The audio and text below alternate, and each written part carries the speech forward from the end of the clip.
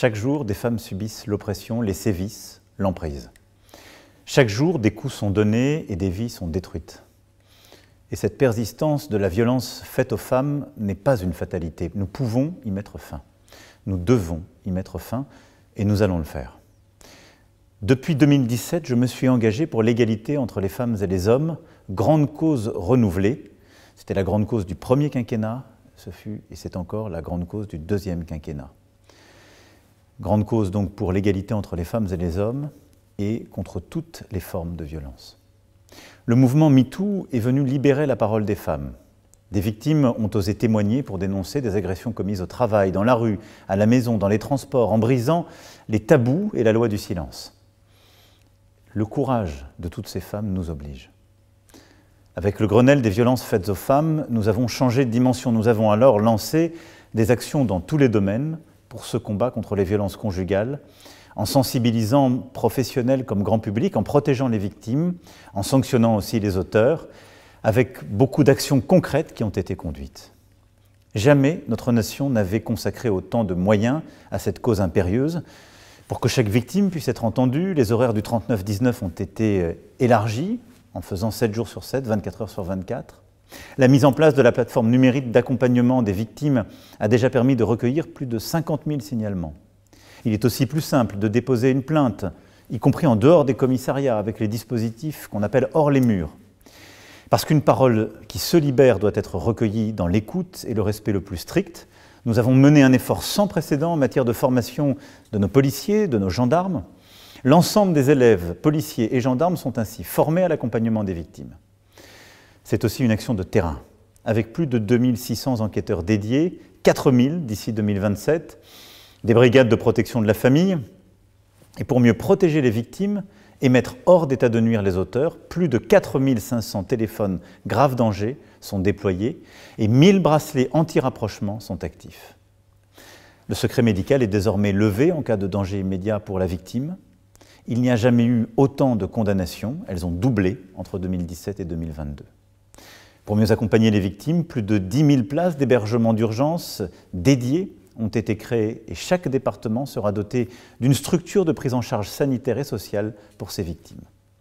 Ces efforts ont porté leurs fruits, ils ont permis la libération de la parole, la mobilisation, la coordination de tous. Mais nous n'aurons de cesse de poursuivre nos efforts. 244 000 victimes de violences conjugales ont été enregistrées cette année par les forces de sécurité. C'est 2 fois plus qu'en 2017. Et ces chiffres traduisent bien sûr l'expression plus libre de la parole des femmes. Et c'est une bonne chose, mais il n'en reste pas moins que 118 femmes sont mortes des mains de leurs conjoints en 2022. Je pense avec émotion à chacune d'entre elles, à leurs enfants, à leurs familles, à leurs proches. Et ce sont à chaque fois des drames inadmissibles pour la République.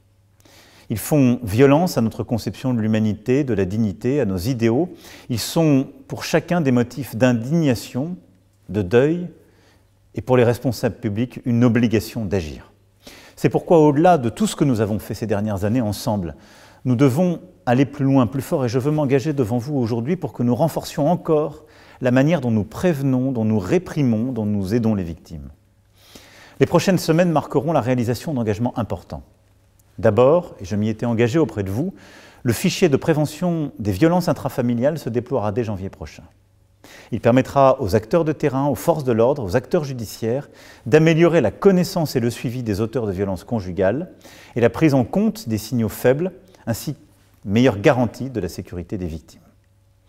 Ensuite, tous les tribunaux judiciaires auront désormais des pôles spécialisés qui traiteront en transversalité les dossiers de violences intrafamiliales, tant sur le plan civil que pénal, avec un dossier unique et des audiences dédiées. Cela à compter du 1er janvier 2024. Enfin, à compter du 1er décembre, une aide financière d'urgence sera versée par les CAF pour permettre aux victimes de violences conjugales de faire face aux dépenses urgentes en cas de mise à l'abri ou de séparation. Nous expérimentons un PAC Nouveau Départ pour offrir à chaque femme victime un interlocuteur unique, à même de coordonner les intervenants sociaux et d'offrir une réponse totalement adaptée à ses besoins. La société est en train de changer dans le bon sens. dans ses représentations, dans ses comportements, dans ses tabous. Et nous pouvons bâtir un pays où la vie des femmes soit enfin exempte de cette forme de brutalité, d'oppression que trop d'entre elles connaissent ou ont connue. Ceci ne se fera qu'au prix d'une action sans relâche, que nous parviendrons tous ensemble à déployer. Et c'est la condition pour éradiquer ce fléau.